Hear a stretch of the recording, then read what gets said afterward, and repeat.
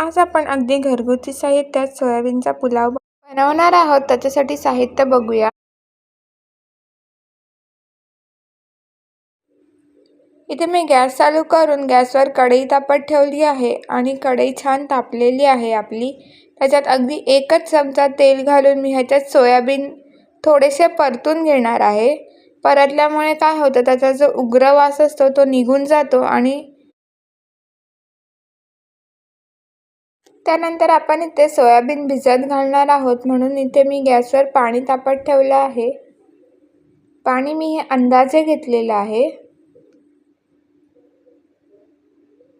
त्याच्यानंतर याच्यात सोयाबीन घालून ते भिजत ठेवलेले आहेत। हे 15 मिनिटं भिजवून ठेवले आहे मी। त्याच्यानंतर याच्यातलं पाणी काढून घेऊया या पद्धतीने। आता मी इथे गॅसवर कुकर तापत ठेवला आहे, कारण की आपण पुलाव कुकरमध्ये बनवणार आहे। इथे मी कुकरमध्ये तेल घालते आहे 4 ते 5 चमचे। एकदा बघते तेल तापले की नाही। आपलं तेल छान तापलेलं आहे, म्हणून याच्यामध्ये मी आपण जे खडे मसाले घेतले होते ते सगळे घातलेले आहेत।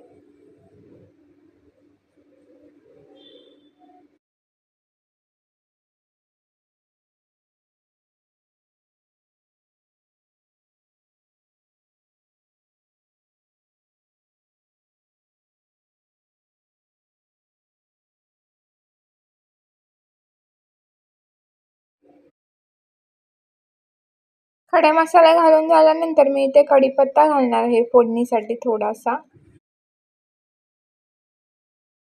त्यानंतर मी इथे जो कांदा चिरून घेतला होता उभा तो घालणार आहे।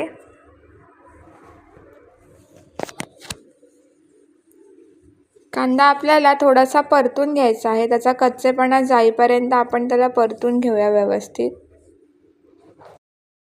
कांदा परतून झालेला आहे। आता याच्यामध्ये मी टोमॅटो घालणार आहे।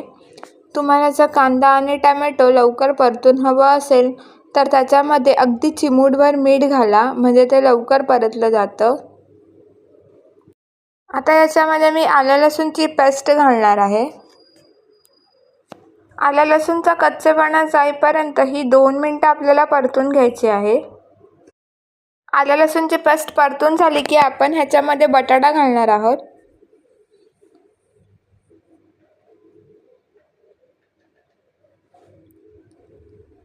त्याच्यानंतर सोयाबीन सुद्धा घालते मी याच्यातच। हे दोन्ही आपण परतून घेऊया व्यवस्थित। आता याच्यात मी मसाले घालणार आहे, पण हे मसाले मी सगळे पाण्यात मिक्स करून घालणार आहे, म्हणजे ते व्यवस्थित मिक्स होतील। ह्याच्यात मी मीठ सुद्धा घातलेलं आहे। थोडंसंच पाणी घेतलं आहे मी याच्यामध्ये आणि ते मिक्स केलेले आहेत सगळे।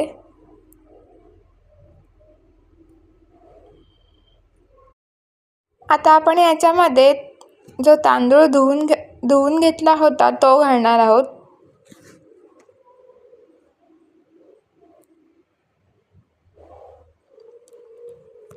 तांदूळ घातल्यानंतर ह्याला एकदा व्यवस्थित हलवून मिक्स करून घ्यायचं आहे।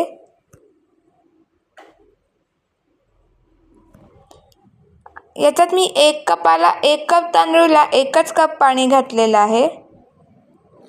थोडीशी कोथिंबीर घातली आहे वरून।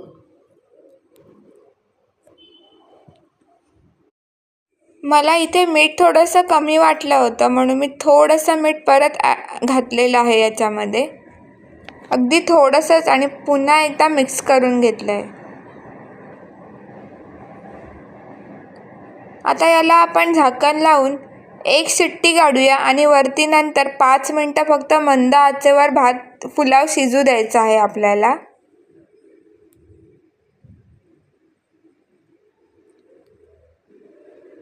या पद्धतीने आपला सोयाबीनचा पुलाव तयार झालेला आहे। तुम्ही बघू शकता सोयाबीन सुद्धा शिजलेला आहे व्यवस्थित, भात सुद्धा मोकळा मोकळा झालेला आहे, कुठेच चिकट झालेला नाहीये।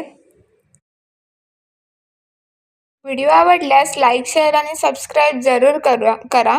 पुन्हा भेटूया नेक्स्ट रेसिपी सोबत। तोपर्यंत बाय।